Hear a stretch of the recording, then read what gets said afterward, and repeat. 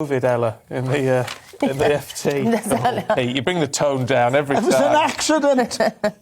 Well, I mean, you've been covering this across the morning, and it's everywhere. The fact that there has been a rise in COVID cases.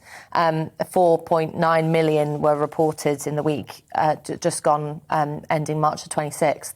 But and the Financial Times talks about the fact that this is having a knock-on effect in offices, that places are emptying out because people are going off sick.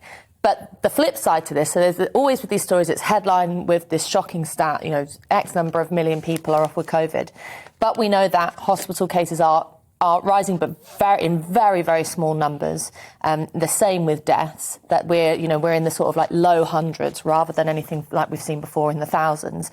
And that actually most people who catch Omicron at the moment suffer from a kind of a sniffle, maybe a bit of a cough, maybe a bit of a cold, something that you wouldn't in previous years have gotten off work with. You would have stayed on and just had a load of tissues by your desk.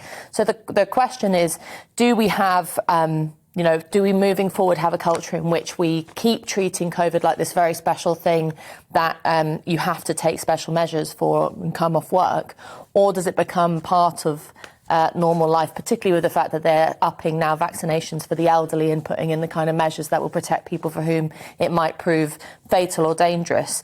And I think it's just important to always remind people that even if the numbers are high in the millions, that looks frightening, but that doesn't necessarily translate into danger and a need for restrictions. Well, how many people have got flu and at work with flu? We've got to live with it. We have got to live with it. 6-point-something million people are waiting for other treatments to save their lives. We've got to learn to live with this. And there are still people dying of it. Yeah.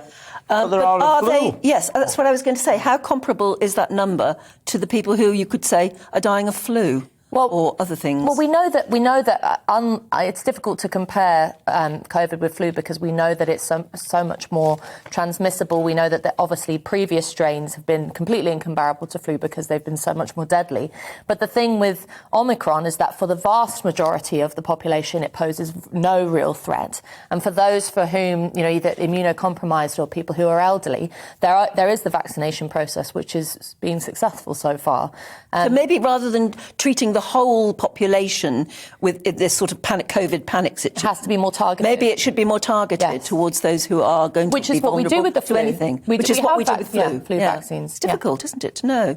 I was just looking, people influenza and pneumonia, which are often linked. In 2019, there were 26,398 deaths in the UK. Gosh. Wow. See, that's very high. It's big, isn't it? We forget about that. It's going to be interesting to see what happens with the spike when everyone comes back from the Easter holidays. Yes. Because everyone's going away. I still haven't had it, You're very lucky. Yeah.